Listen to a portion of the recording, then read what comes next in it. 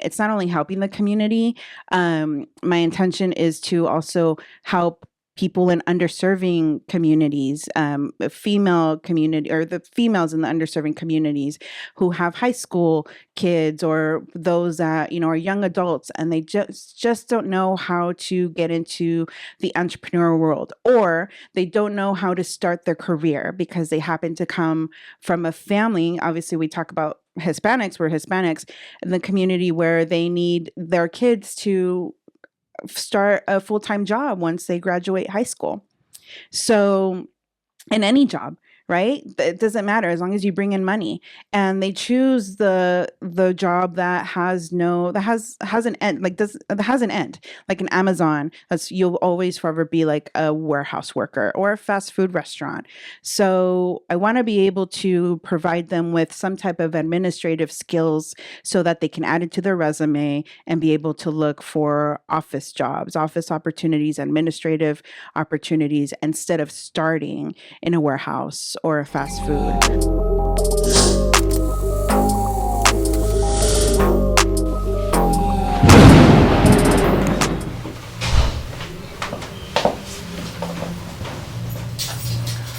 Alexa, off. Cállese. You're funny. Oh man. Tired?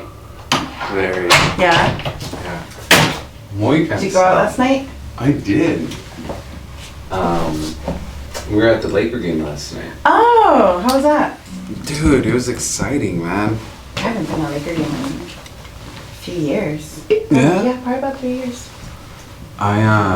So I have a friend, and I don't see him often, and so every now and again, he'll invite, and he has amazing seats. Siéntese para atrás, señorita. Okay. But you can move this, to how you want. Yeah, so you can just, You'll see me move it, Okay. but sometimes I see people like they're just. Yeah. I'm like, dude, you can move. You can move. It's not gonna bite. I think it's okay like this. Yeah. Since having Ava, I'm so addicted to coffee. Really? So addicted. Yeah, it's bad. But how do you drink your coffee? Well, I typically have I have it with raw sugar and like 2% milk, but I couldn't find the sugar, even though it was literally under my nose. Oh, right there. There's like Yeah. several sugar packets. Yeah, I didn't see it. I didn't look down, so I was like, "Oh, I'll just get an extra creamer." So now it's like super light. Yeah, I like my coffee black, strong and black, just like my men. Just strong and strong black. and black.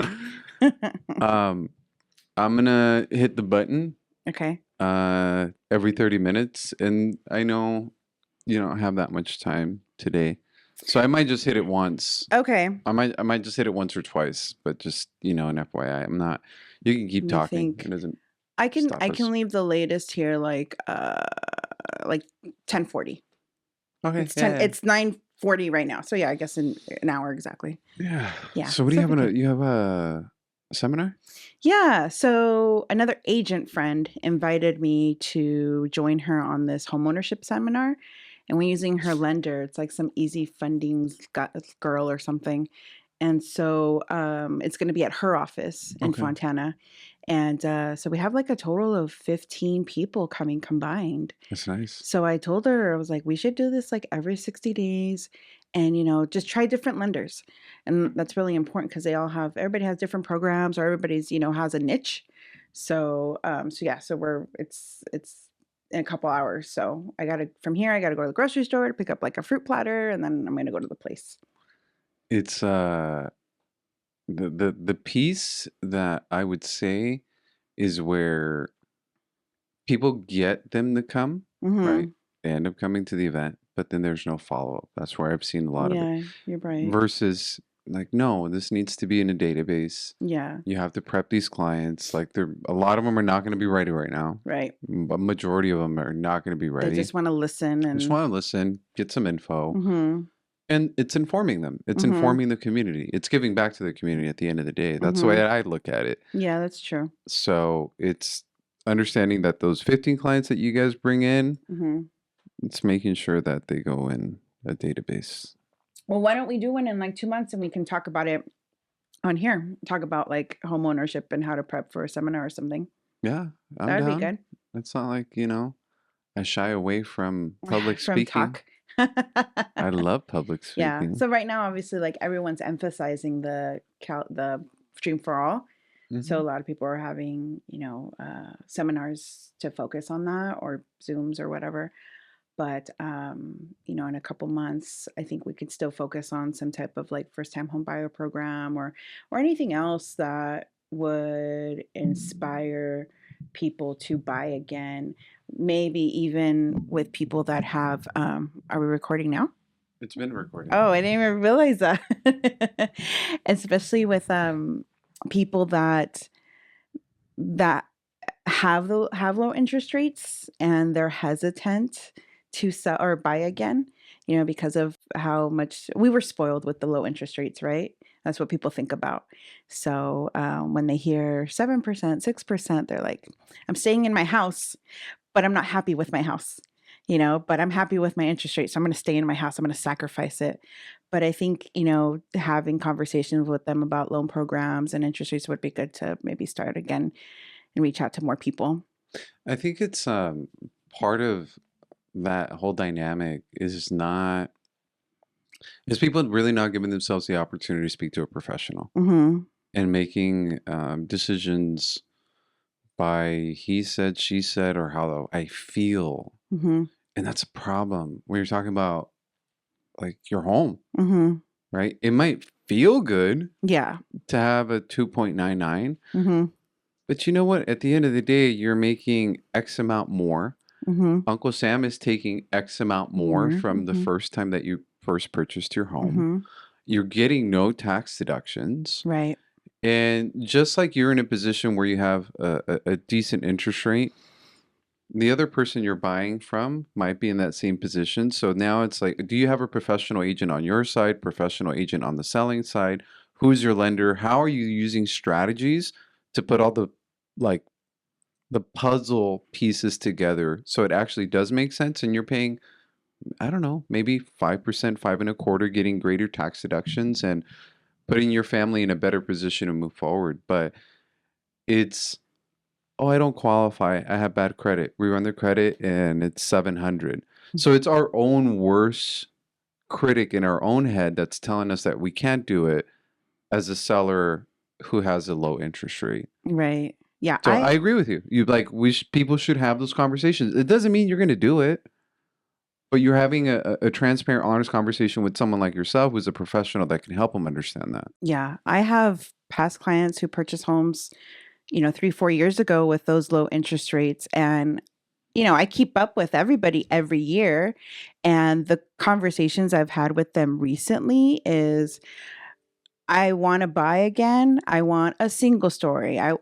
There's an event, in their life that happens that makes them consider a downsize or an upgrade. But they say at the end of it all, but I'm happy with my interest rate. I'm happy with my 2%. I'm happy with my 3%. I can't imagine buying now and having an increase.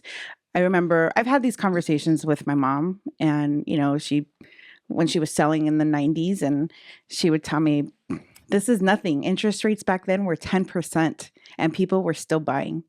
Doesn't matter. So, do you remember those times? Yeah, I The do. 10% times? I do. I remember first mortgages in double digits. Mm.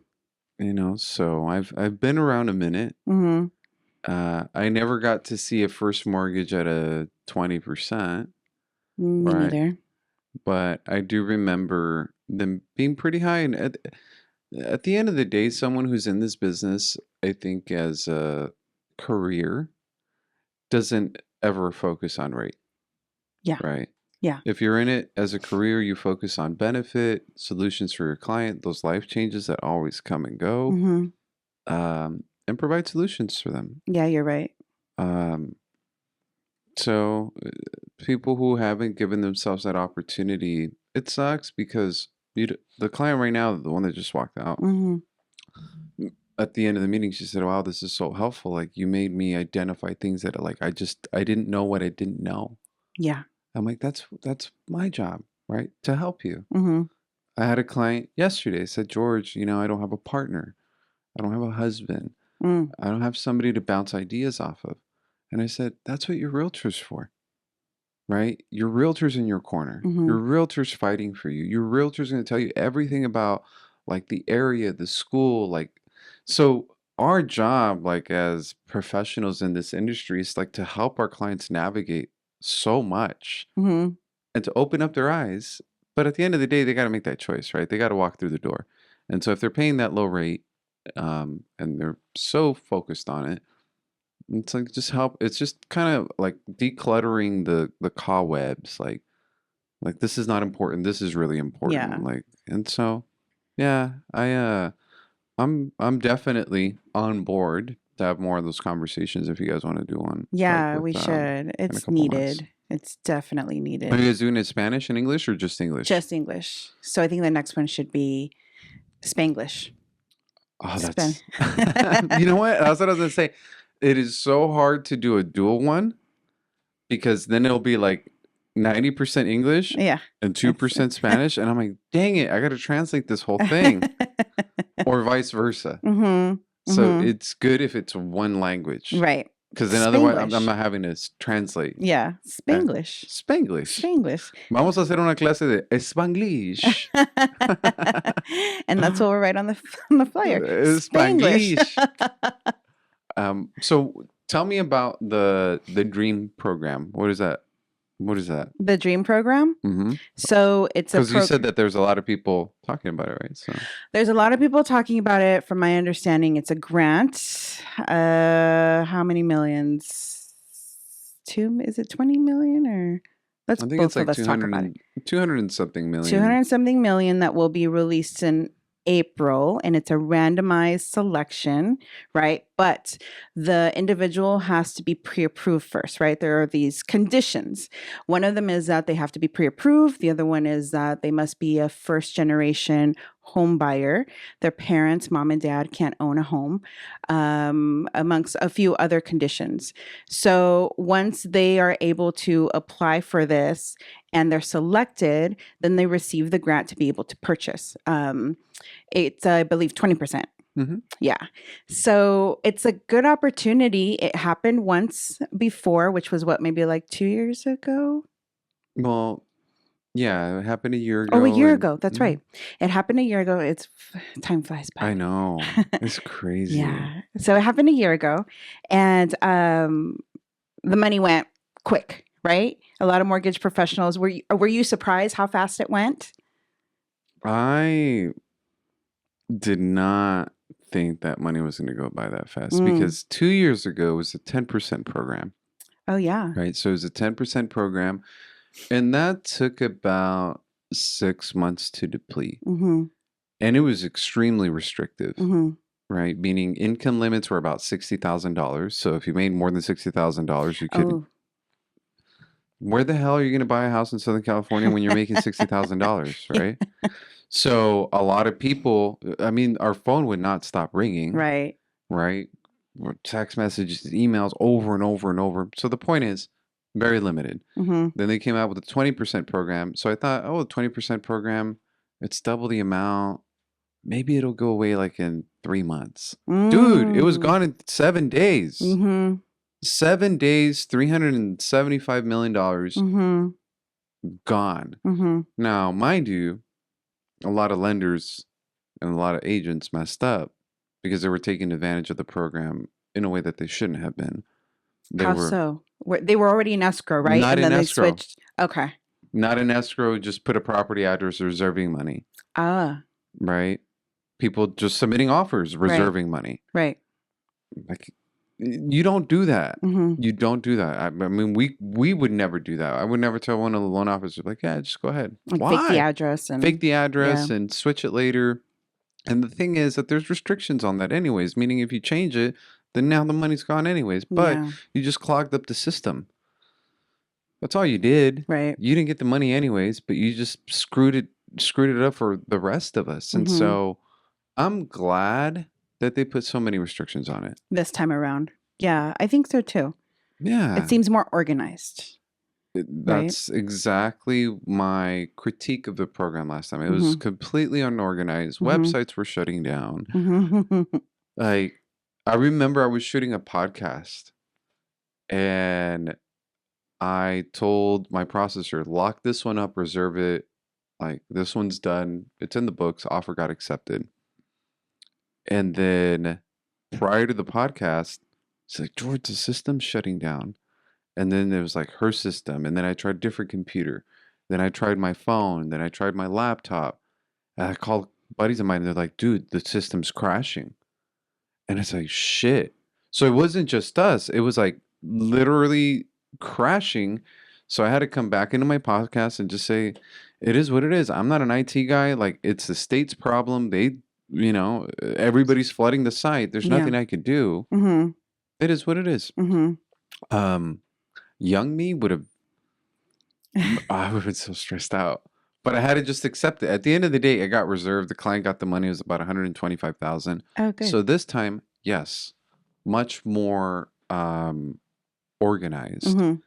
And so it is 20%, Mhm. upwards of $150,000 towards a down payment. Mm-hmm. The portal opens up April 2nd. Mm-hmm. Oh, no, sorry, April 3rd. The portal opens up. But before you can get registered, you have to be pre-approved. Mm-hmm. It's a great program, man. Yeah. And it's going to help a lot of families. And we're here as professionals to educate the consumer, because I've had people reach out to me and say, "Hey, I heard about the free money. I heard about the loan that's coming out that's giving 20%." And so, in a way, they give you 20%, but what people don't know is that you have to pay it back, right? It comes with strings attached. It's what I always tell people. Every single loan has strings attached. Mm-hmm. Every loan. Yeah. Some strings are longer than others. Yeah. Pull on it. So yes, it's a 20. It's you sharing the equity. Right. You're sharing the equity with the government. Mm-hmm. Mm-hmm. It's like having an investor. It's Mhm. like me saying, "Hey, Laura, you know what? You want to buy a house? Cool. You don't have to pay me anything, but when you sell it, give me some of the money that you're making on it. Yeah. And by the way, because I'm going to give you so much money up front, you're going to save $500 to $1,000 a month on your payment." Yeah. So I think it's a great program, Mm-hmm. right? It's not for everyone. Mm-hmm. The state has had down payment assistance in place through CalHFA since 1975. So they can provide you help with the down payment, the closing costs, down payment and closing costs, Mhm. government, non-government, Mhm. VA, USDA. Now there's this one. And I just tell people, give yourself the opportunity. You might not qualify. You might not get it. It might not be the best one for you. But if this program's coming out and there's a deadline, which is in the next 30 days, literally to apply, Mm-hmm. and you get picked to be one of those families and you get the voucher, I mean, that's life-changing. That's a lot of money. Yes, you're right. It helps you buy a house. Why not? Mm-hmm. It makes sense. It makes sense to be able to fulfill that American dream of buying a home. So I think any assistance is a plus, despite the strings, like you said. Pull the strings. Yeah. It's the client, the same thing today that she said, hey, what about renovation loans, right? Like what about uh-huh. an ugly house? Mm-hmm. So yeah, buy the ugly house in the nice neighborhood. Mm-hmm. And so for a first-time buyer, I said, as long as you understand what you're signing up for, Mm-hmm. it's a great loan, right? Mhm. You can finance up to $400,000 of upgrades and get the house you really, really want in the nice area. Yeah. But understand that it's a different process where instead of closing and here are your keys, it's closing, here's some money, when do you start your work? Yeah. And you can't move in. Mm-hmm. I said, so every program is like gonna help you accomplish something, but there's Right. always strings that are gonna come with it. And so if you get assistance, there's advantages and disadvantages, but Yeah. But the good thing is that, again, you walk into your new home hmm and despite the strings, you're able to remove them through refinancing. yeah, 12 months later, refinancing. 24 months later, an opportunity to refinance if it makes sense. And then from there, hopefully, those new homeowners get the ball rolling and start reinvesting, buying another home and going from, moving on from that. So that is what we like to see. And that's what starts that our home ownership seminars or just that simple phone call. How'd you So guys get like decide to do the seminar? How did it even come up? Um, a, another colleague, another agent friend reached out to me and said, "Hey, we should do this because I've been receiving phone calls, and I figured, you know what, it's a good opportunity to get people in the room, get personable." And be able to educate them better on it, because there are those rumors. Those people that aren't in the industry, the consumer, they're the ones that hear about it and they say, "Oh, it's like a loan that they're giving you 20%, and I just apply, right?" But they don't know, the strings. So that was the conversation. Mm. We're able to kind of clarify the strings and go from there. And a lot of people that the first time home buyers, they're skeptic, right? They hear a lot of different stories about the advantages or even disadvantages of home buying. So this being in one room, one meeting, about an hour, it allows that clarification, and so to see if that person is truly able to buy hopefully soon or prepare for that.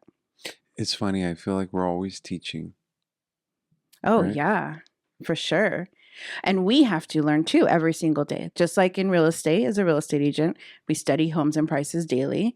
Just like in mortgage, you're watching the market, the interest rates daily. We're providing so much information to people. So yeah, we're not only therapists, we're teachers. A ver, dime, Yeah. what's your problem? Yeah. I wanted to. I think I've said, oh wait, look at my suspenders is gonna unsuspend um, I wanted to be a history teacher, but I think my job allows me to do so much more, right? Um, Did you? That's I nice. love I history. could see you being a history teacher. I love history, and it's like the nerdy. I mean, there's a lot of nerdy sides about me, but our job, what we do for a living, helps me teach. Hmm. It Yeah. helps me teach. It helps me teach in different ways, Hmm. the way that I could, potentially connect with someone. Hmm. You're doing your seminar, that's Yeah. teaching, Yeah. right? It's a lot of us could teach in different ways. Sometimes I wish some teachers would find different ways to connect with students because some of them just taught without connecting. Yeah. Um, There's very few. well, I wanted to ask you this. Are you gonna homeschool or are you gonna public school or private school for your baby? You haven't decided yet? That is a very new topic Mm, for me. And it's a very interesting one. I think that, kind of being like an older age parent, I was already thinking, I don't want my daughter to go into the public school system. I would prefer her to be in a private school system. But more recently, I've been exposed to homeschooling and the benefits of homeschooling and why a lot of parents today are choosing that route. And so I'm not going to say yes because I still feel like I have a few years for that, but yeah. to decide. But I would say that the recent exposure has opened my eyes to not saying no. You know, Not saying no to homeschooling. not saying no to homeschool, Yeah. because it's not what people think. What I've learned is that it's not that the parent teaches the child all day, every day, 5 days a week, and they're isolated and secluded from friends and other peers. They go through some type of charter school where there's still a teacher present, and the teacher is available via Zoom or in person, and they attend the school once or twice a week. So they see other people, they have other classmates, people that they can connect with, and then the parent is able to take care of the rest of the schooling and teaching them at home. So it's a little bit of like, it's more so learning life's lessons and life's experiences through the homeschool as opposed to going through the public school system. And being in a campus all day, every day. So I'm kind of seeing that that's the difference. They're being more exposed to real life. It's I don't know who was talking about it, but I had a teacher like in high school tell me this isn't what is it, like remote learning, George, because I would show up for maybe like a test or something. I would always ditch, or I had extra credits Yeah. because my mom made me go to every summer school every single year. Mm-hmm. And so because I went to summer school every single year and I did advanced classes and all, I had so many credits. So I could leave a class and just be like, I don't care if I get an F. Yeah.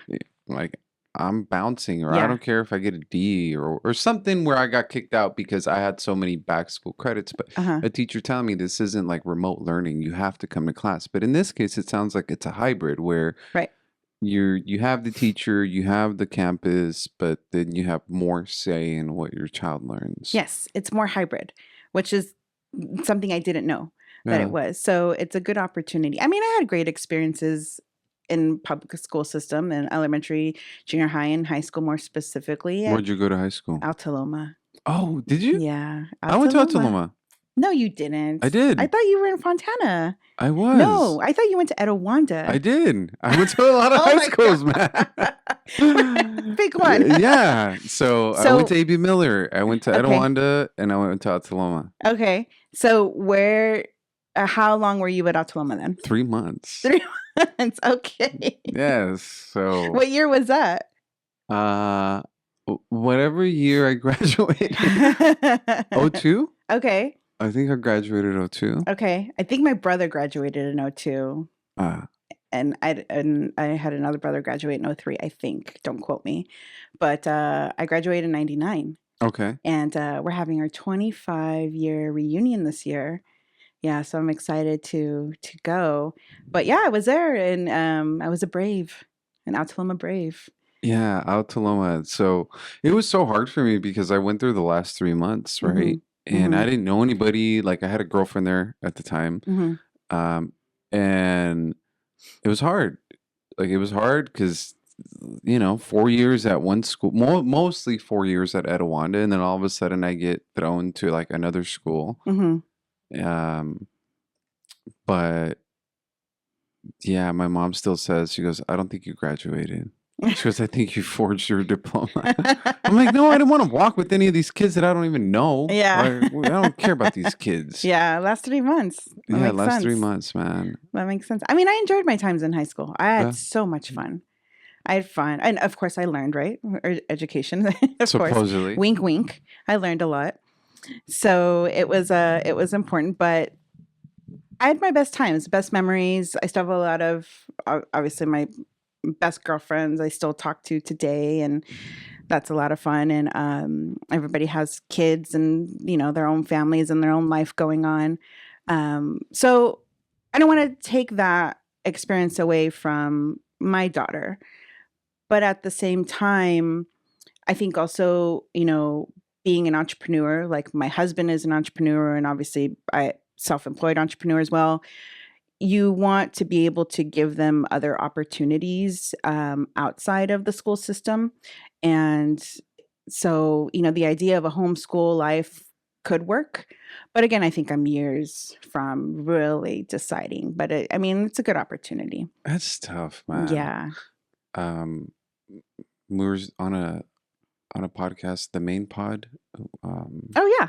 Yeah. And so they had asked some questions about parenting, and Diego and I were on it with obviously Esther and her Mm-hmm. friend Julian, and we were just saying like, I don't know what I would do if I had kids. Mm-hmm. Like I don't know. Diego was saying obviously use our parents as a reference point, as a north star, like the way that Mm-hmm. they raised us. But the decisions that you have to make now as a parent, or that both of you guys have to Mm-hmm. make as a parent, shout out to Steve, uh, is it's tough because you're always trying to do your best, Yeah. but you don't know like what might happen, and like trying to figure it out. Mm-hmm. It's tough. But I wonder if our parents felt the same way when we were babies, because I remember when we were younger, I remember my parents, along with some aunts and uncles, were sitting on the dining room table and they were discussing how, life is different for their own kids, for us growing up now. Because at that time, The Simpsons was coming out and Beavis and Butthead and all of these shows that were just kind of raunchy, but yet they were animated type of shows. And I remember their discussion being like, oh, today, it's so hard to raise kids and the TV and all these shows. And I want to take them away from watching this, and it's not right this time, and it's different from back in the day. I remember those conversations, and I was just like 10 years old. And so now, fast forward years later, I almost feel like we're having similar conversations, but kind of like different style topics, I guess. It's not about it may be about shows, or it might be more so about society, and now social media is getting in the mix, so it's just opened up a whole different can of worms and how we want our kids to grow up nowadays. Like, I feel like it's just every generation is dealing with something, and our parents did our best, and now is the way it's just kind of our turn. So like when and if you have kids, you're just going to be in the same realm, you know. It's what I think about is the first time buyer. Mm-hmm. Like you're always going to have questions, you're always going to have doubts, you're always going to have concerns. You're not going to know if it's being done the right way. But you're going to have a lender, you're going to have a realtor, you're going to have the federal government. We're all cheering you on, we're all telling you yes, we're all telling you it's possible. Yeah. Um and so it's like with, I mean, I know it sounds stupid, but like with kids, it's like you're going to have doubts. Mm-hmm. Did I raise them right? Concerns. Like there's like I asked my mom one time about kids. She goes, "You're never ready, Yeah. ever." Mm-hmm. It's like you have them and then you figure it out. Yeah. Like, yes, it's best if you have your career set up, if you have your own place, and Right. yes, if you're married. There's certain things that you might want to happen, but at the end of the day, like you have a child and you become a parent. Mm-hmm. You just become a parent. Mm-hmm. There's books you can read, there's people you can ask, but the end of the day, you just become a parent. Yeah. Like when it happens, you just do it. Yeah. And yeah, I guess it's like you just, you know, you're always gonna have something to reference back to. Like you said, like with your parents. I think about my parents, man. I'm like, damn, at my age, dude, 3 kids. I mean, even Mm-hmm. many years before, like at my age now, like in Mm-hmm. my 20s, my parents moving across the continent, or Oh or yeah. upwards the continent, like Right. moving to a new country, Mm-hmm. not knowing the language, no money in your pocket, like my mom with 3 kids, like how did my parents do this? Mm-hmm. Like we're over here surviving with like 7-8% rates. Like Yeah. how did they just get up and leave a country Right. and say screw it? It like whatever we're gonna have to go face is better than what we're leaving Mm-hmm. with 3 little babies. Mm-hmm. Yeah. I don't know. Where It's your parents? Your parents are it's from they have the same story. My dad is from Costa Rica and okay. my mom is from Mexico, and Pura vida pura y vida. arriba Mexico. Yes. Pura vida y viva Mexico. Yeah. Absolutely love both countries, but we grew up visiting Costa Rica. And so, all about Costa Rica life, pura vida life for sure. Ticos? Ticos. Mm-hmm. That's right. Have you visited? No, but I want to. Oh, you have to. Yeah, you've It's gone. beautiful. Oh, several times. Yeah. And as a matter of fact, I took Steve 2 years ago or less than 2 years ago. And he was hesitant prior to, "Oh, we'll go whenever, I would always mention it. And he finally went and he loved it. He absolutely was in a good space there. And he's like, we got to come back and let's come back next year. But I got pregnant. So Oh, there you there you go. We go. brought back a tika. Yeah, a tika. That's Yeah, cool, we man. did. So, yeah, so they came. I think my mom arrived when she was a teenager, as did my dad. He was like an older teenager, young adult, maybe. But it's the same story, new country and new opportunities. And what do we do here? And, they did their absolute best and they have, to this day. So I think about that. They're not first generation Americans. We have a lot more opportunities that they gave us. Like we have to benefit and take advantage of that. Because what they went through growing up is not what you and I went through growing up, especially attending Altaloma High School or A.B. Miller. I don't want a completely different style. Seriously, my dad tells me about El Campo, Mm. las fincas, Hmm. riding horses or going out into the middle of the night in the woods and, Hmm. to the cantinas, and it's, and not only him, stories of my grandfather and stuff like that I hear, like on horses. Because again, the difference is from a third world country, Hmm. it's, the United States was advanced, Hmm. obviously the most advanced country in the world, but in the 50s, there was a certain life here. Well, you go to the 50s in a third world country, it's like you're way, way, way, way, way back, probably like 100 years. Oh, yeah, you're right. I didn't even think about that. Yeah, Hmm. it's third world. Like Hmm. you don't have a lot of the things you have. You Yeah, live a here. very, very different way, and Hmm. so it's interesting, man. It's really interesting to hear the stories of our parents, Hmm. and then to see them as like not mom and dad, but as a man and a woman. Hmm. And you don't see that until you become an adult, right? Because I didn't recognize that until years later in my mature adult life. Prior to that, I just saw them as mom and dad. You don't think about, or at least I didn't think about what they went through, their sacrifices and their suffering in order for them to raise their family here in a better place and be able to be educated, have a great career, things like that they didn't have, which is the reason why they left their countries, right? Yeah, you think about all of that, and now I'm grateful. I've been grateful for everything that they have done for us. It's great moments, and also at the same time, not realizing what I put them through, especially in the teenage years. Like wow, the things they had to go through. I was just a partier in high school. I was in I know like the rebel stage and the party cruise. I was in Of course, I had my bangs like right here. I have the bleached bangs, but like, what's up, girl?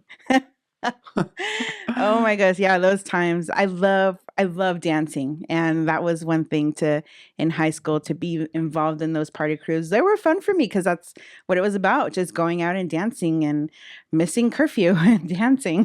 Where did you guys go? Did you guys do house parties, or would you guys go to a club like at It that was time? house parties. It was very few all age clubs. I do remember, I think a couple, but I don't remember their names, but it was mainly house parties. Yeah.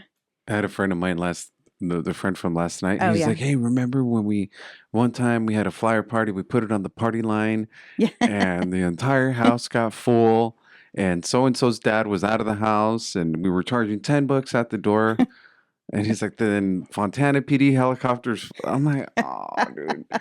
I don't remember half of it, but I remember like little pieces, Yeah.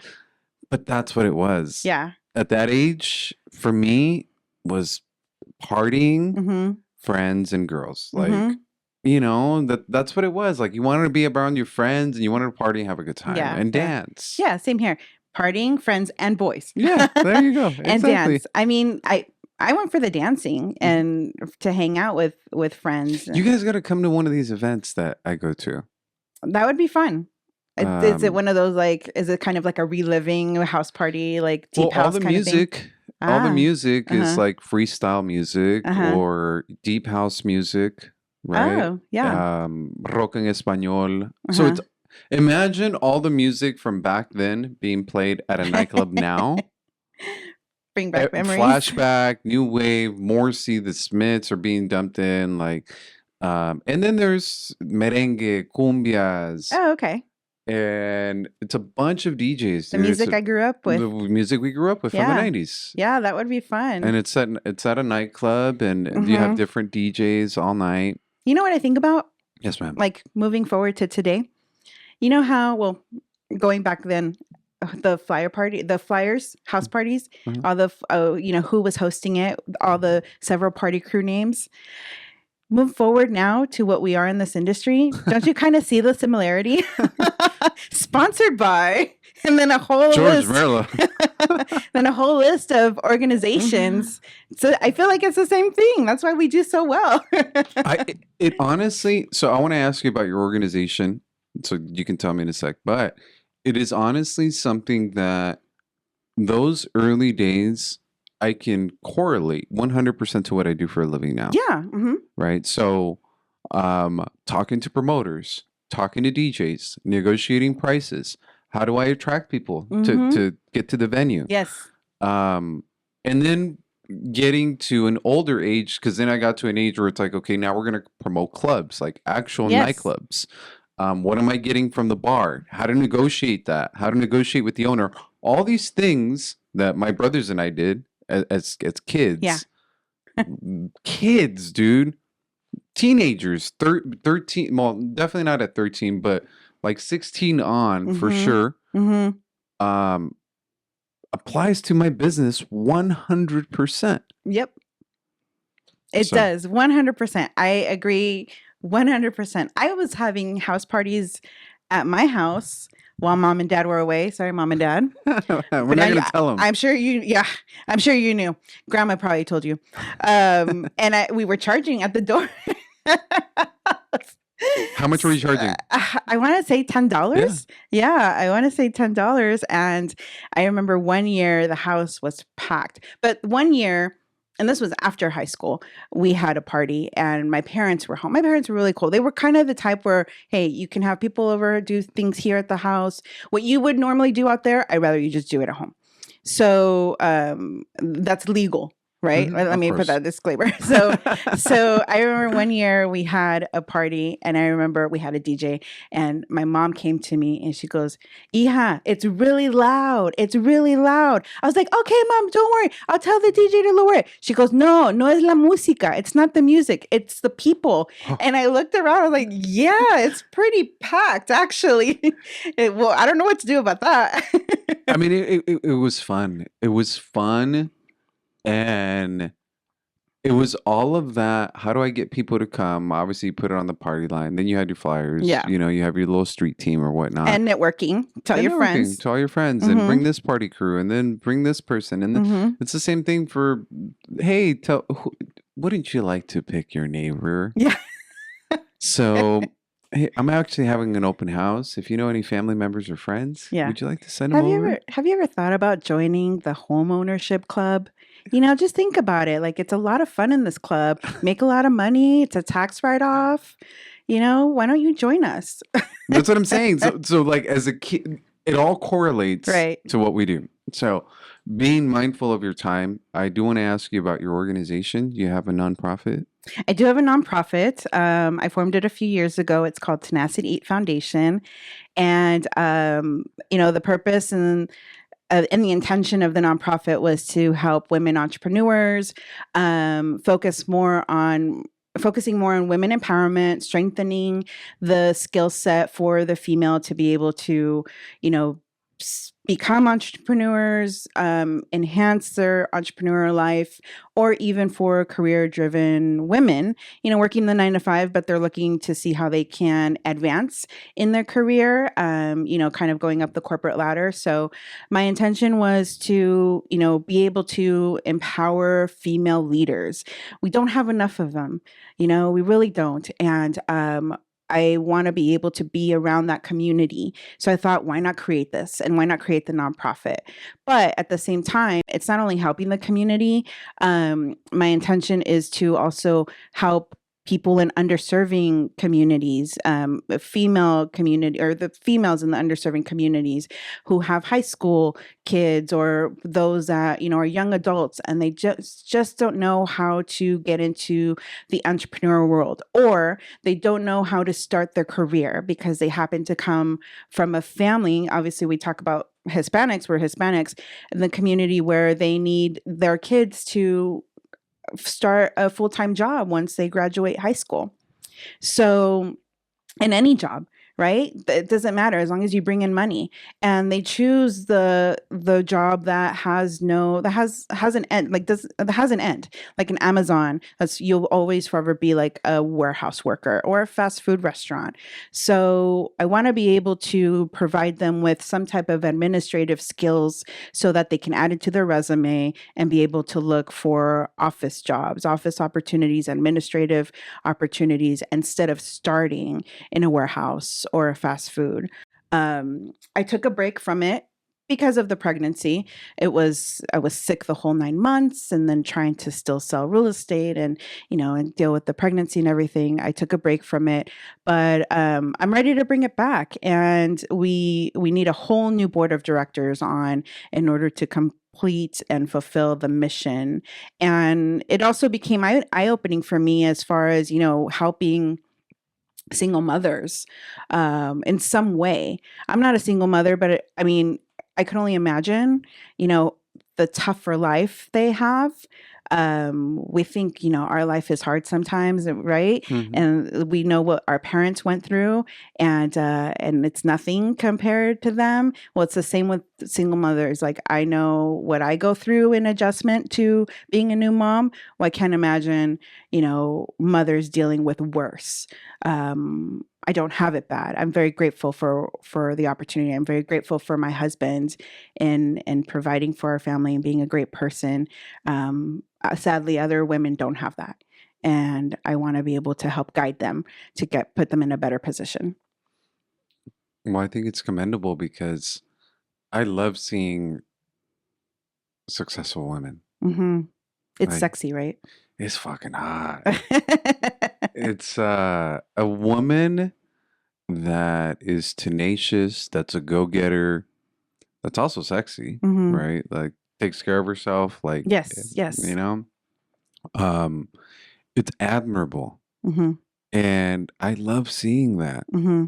I love seeing that there are women that are go-getters, and more power to them. Well, the one thing on the female and male side that I have seen, that's why I think what you just shared is important, is that you and I were exposed to real estate at a very early age, Hmm. right? We learned how to sell. We learned the books to read. We learned the mindset changes, Yeah. right? The John Maxwell's that we need to read. Not everybody has been exposed to that yet, Right. especially in the Hispanic community, or let's say lower income communities. Yeah. And so you're get out of high school, or you're in high school and you're immediately, like you said, you go to just a 9 to 5 job or a very quick job where you just part-time get paid, and it's a dead end job. Right. And sometimes when I speak with people that may be in those positions, their mindset hasn't opened up yet. They don't know, you know, uh, how to influence people, Hmm. right? They haven't heard of Zig Ziglar. They haven't Hmm. none of these things, and so for me, it was a natural desire for me to want to go there, but it was because my mom, since a child, has had inculcated certain things in me. Kind of like I assume, like in your case, right? Hmm.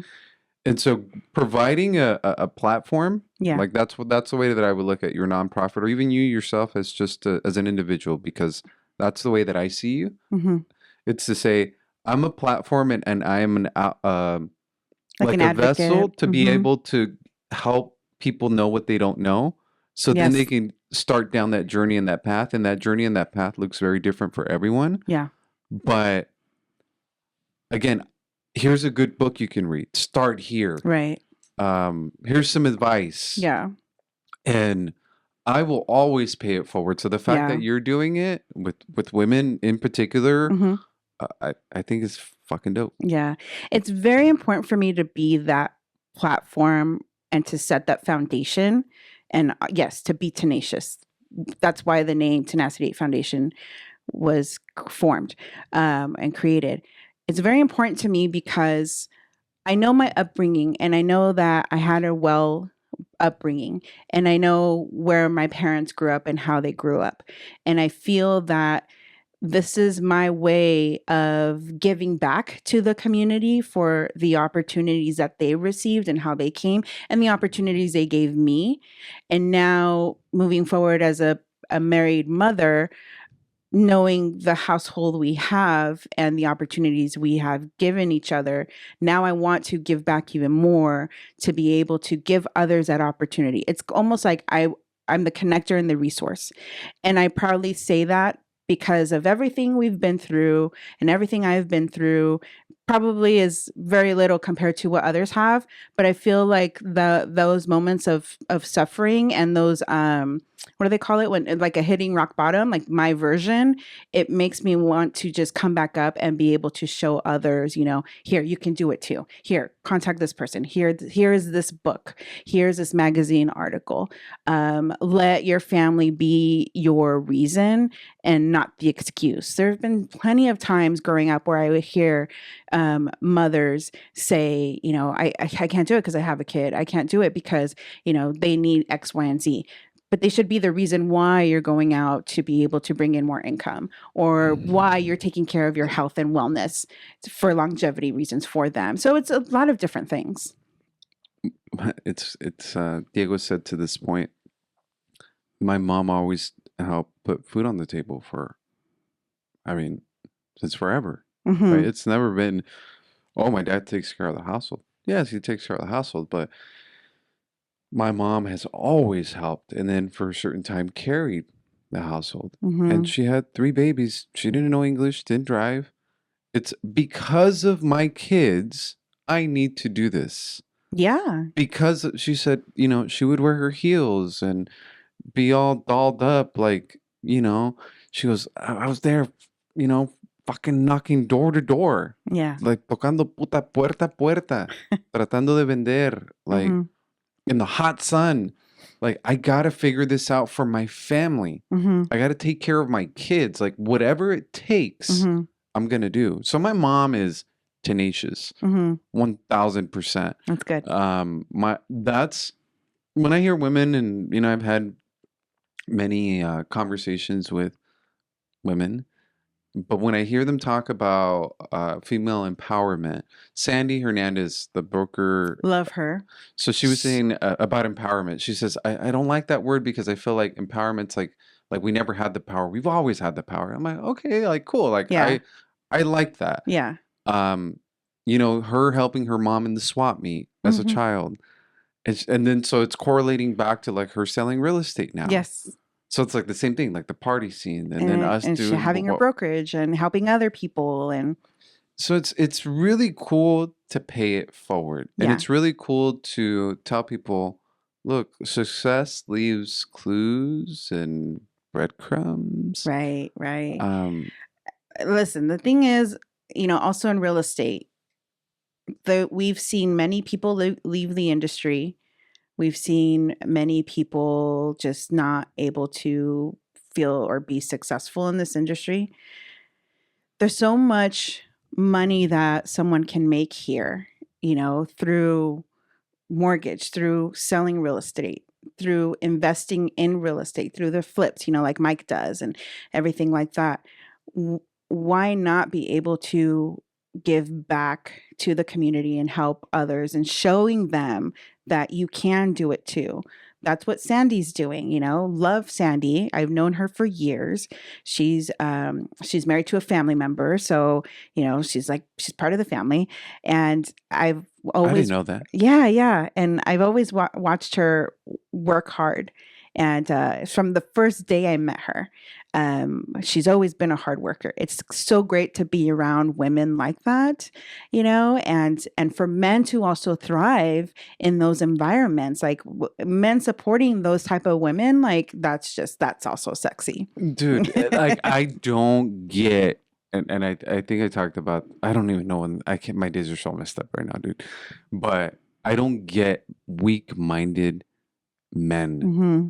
that can't get behind a strong woman. Mm-hmm. Like, just because she's strong in business doesn't mean she's gonna beat you in the bedroom, dude. No. Like, unless you want to get beat in the bedroom, then Yeah, go ahead. yeah. But like, support her, cheer her on, help Mhm. her.